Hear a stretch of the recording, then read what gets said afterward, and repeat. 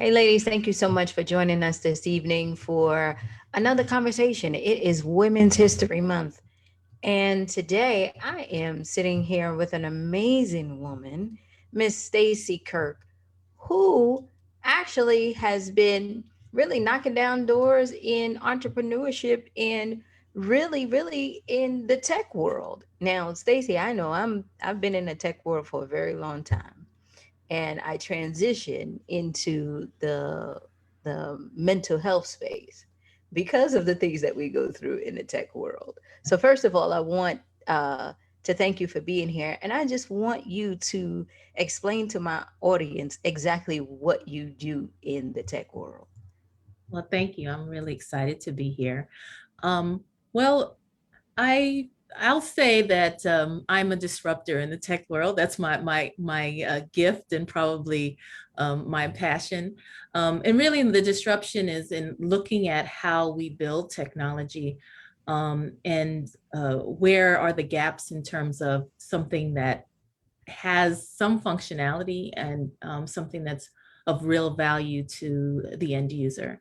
And so I am an entrepreneur. I am the founder and CEO of a consulting firm called QualityWorks. Mm-hmm. We're focused on developing great products, and we do that through test automation, quality architecture, digital transformation, project management, and creating mobile apps, especially that have social impact, but all at the foundation of quality first, and customer value.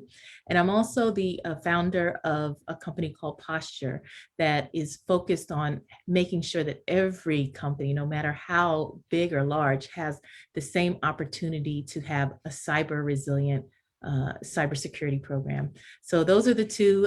That's what keeps me busy. Those are my tech roles. I have other hats as a mom and daughter, but those are the ones in technology. I was about to say, how do you have a balance in life with, two technology companies and making it all happen. So I was taking a look at your website and I was reading your bio and everything. And one of the things that stuck out to me was the fact that you started the company, I believe, was it in 2010? Yes. And you grew the company, and now you're doing boot camps and everything where you're doing, showing people how to do quality testing. Is that correct? Yeah, last year, and we a part of my mission is for us to always to empower and enable technologists to the next level, Right. and we've done that for many years. But last year, I was able to focus the boot camp on bringing marginalized professionals from other areas outside of technology into technology through software quality assurance and testing. So that was really exciting to be able to train them, and now we are placing them in business and companies across the country, and continuing that effort to give diverse testers an opportunity to shine, and it's something that companies need. So I'm really happy and pleased to do it. Did you go from corporate America to your own business, or did you just, take the leap and just start your own business? Yeah, well, I took a leap in my 20s, and Hmm. that was a great lesson that of what not to do. But Right. I would spend most of my years after college in corporate America, for probably the first 15 years, and I got to a point where I learned all I could learn without taking that next step to kind of defy the corporate way. I did it though. I defied the corporate way. Yeah. And so I said, I'm a disruptor. So, Right. when you're working in a company with thousands of people, there's just so much disruption that you can do. You actually hire people like my company to come in and shake things up. And that's really Right. what I enjoyed doing. And I also, having a focus in software testing, there's just so high you can go. You're not going to be the CEO of the company coming in. So really, the next step in my career was to become a consultant. So I started my company with just me, and from there, after with feedback from my clients, like, hey, can you get some more people like you? Can you grow? Right. So getting that validation from my clients is what really sparked me to make it a larger company. Now, you started in 2010 and you started growing your company. This industry is filled with the male dominated white industry where I know I was at a large company when I started, and then I was at a large hotel company. And even when you have meetings, if you voice your opinion, there is, a look that you get. If you don't agree with something, there's a look that you get. You being a CEO, you going out to these clients, do you always feel like you have to over deliver versus uh, another company that is ran by a male because they have that stigma of being a female owned business? Yeah. Well, I'll say that over delivery is a default for me, not just in my company, but just in life. Just Right. in order to achieve what we want to achieve in America, if you're not over delivering, it's probably going to be very hard. So in school, I did it, in college, and in the company that I have. I will say it's a little different with business. When you are looking to work with another corporation, I'm looking for new clients. They don't sign you on unless they already believe in you. So Right. so they already have to trust that even though you may not look like them, you may not have the same network that they have, because culturally we have different networks. They have to hear from me and from my team what makes us so drastically different and so unique and so valuable that they'll kind of go against what they may have naturally done. So it is an uphill battle. It Mhm. can be challenging because it's hard to trust people you don't know. That's And when you're looking at if you think of CTOs, and I've gone to CTO events and I've shared, I went to a CTO event and I felt like I was at the most exclusive golf club in America. I mean, it right. had no diversity, you Right. know, and I asked some of my friends, and some of my friends are there, and I'll ask them, how do you decide on the type of companies that you work with? And they all will say the same thing. I pick from my network. Mhm. And I go, well, what if I'm not in your network? You know That's what I right. mean? That's right. That's right. And so, I think the very intentional focus now that larger corporations are putting on that disparity of the suppliers that they have has been valuable. I've gotten more calls of people that will say, let me hear your pitch again. Or not again, for the first time. Can I hear your pitch? Can I see the value that you bring? But it is always a challenge because people go with who they trust and who they know. And it's something that I recommend for all businesses that are trying to grow, is to really invest in that network. And that network is going to be white men. It just is. And if you're uncomfortable there, then you're gonna have to get comfortable with being uncomfortable. And fortunately, I've been very comfortable with being uncomfortable for my whole life. How do you actually, start to break into that network? I know they would say, go out to where they are and, shake some hands and, make sure that you know who you're talking to and who you want to meet.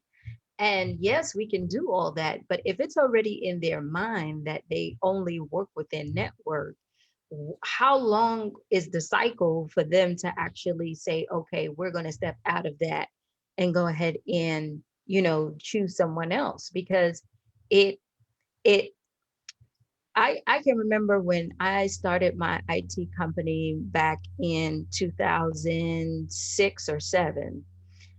Networking was the biggest thing for us, right? We had to get to know everyone from the mayor all the way down here in Atlanta, right?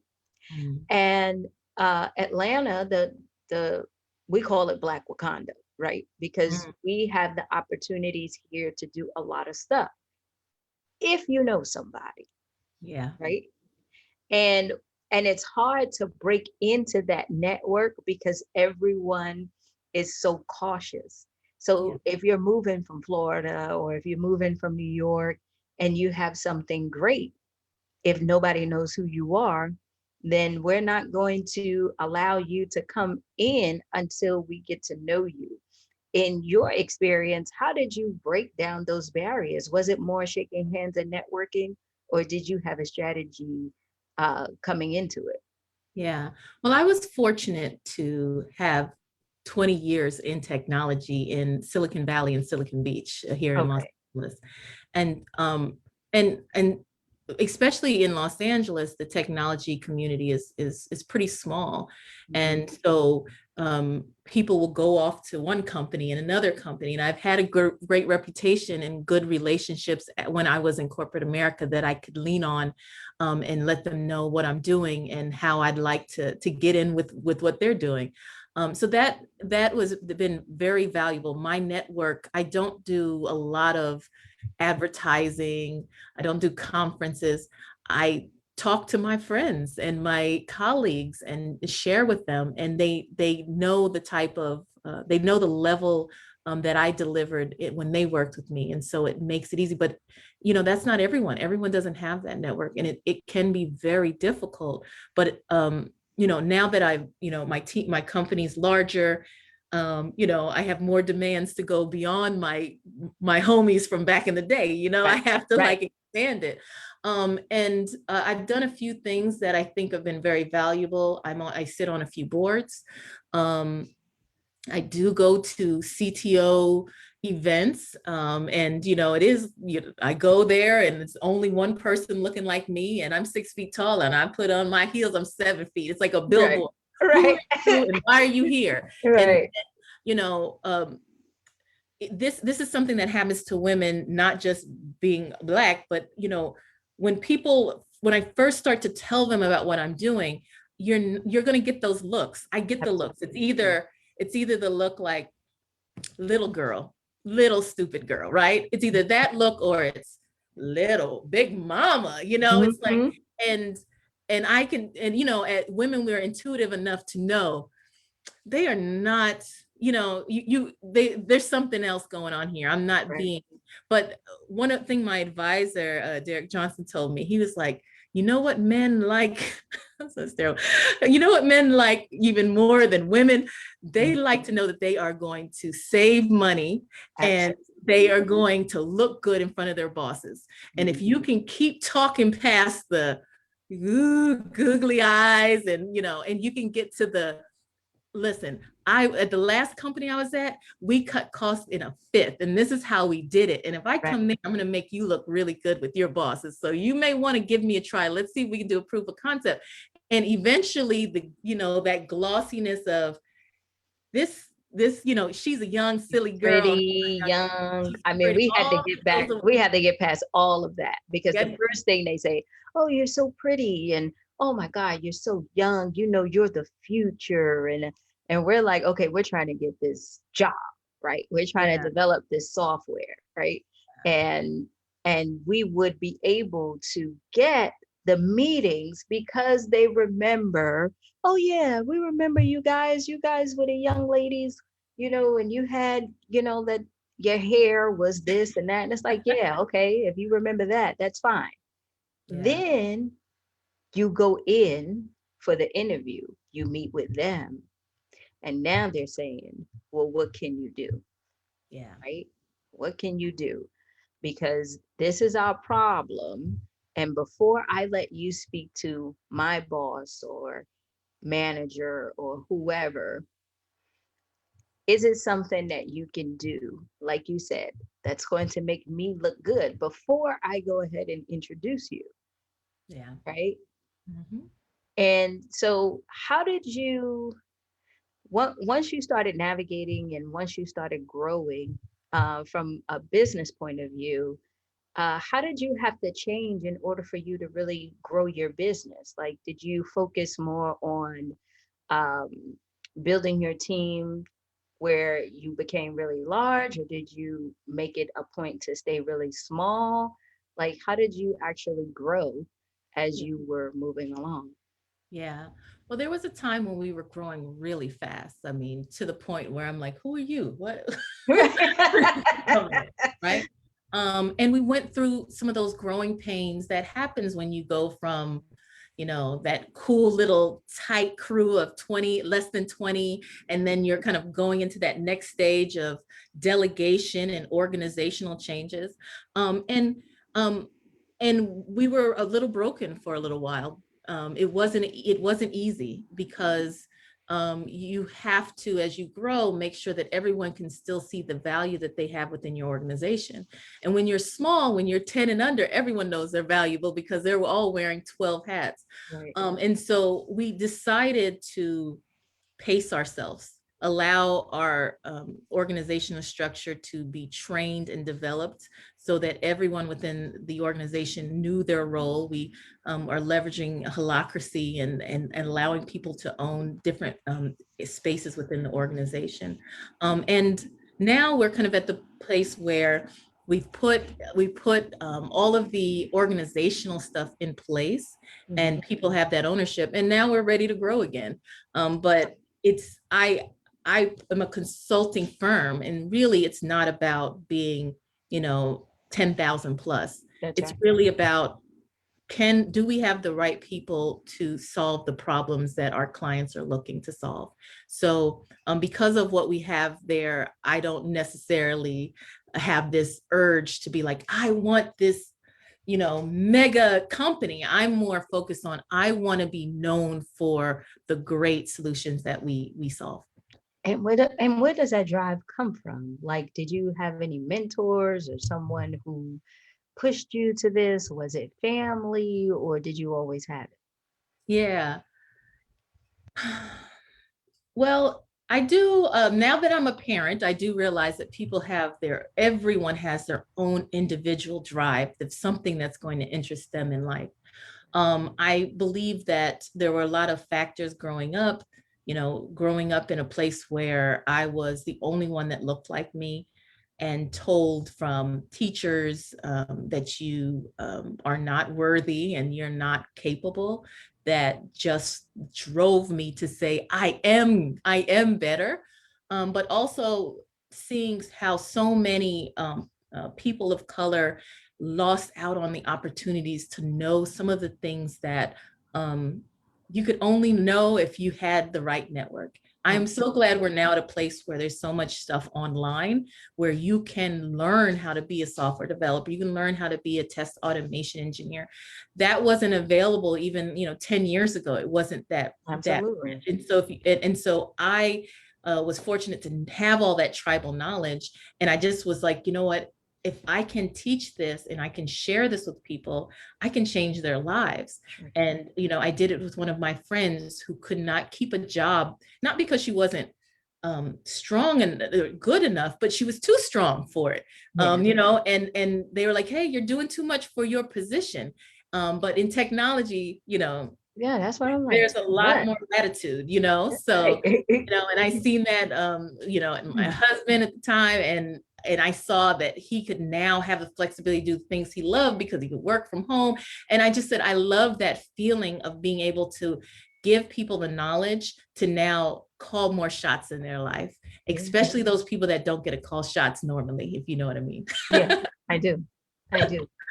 And so now what's next for you? Like, what are some of the things that you are working on currently? And being a disruptor, what can we expect like in the future?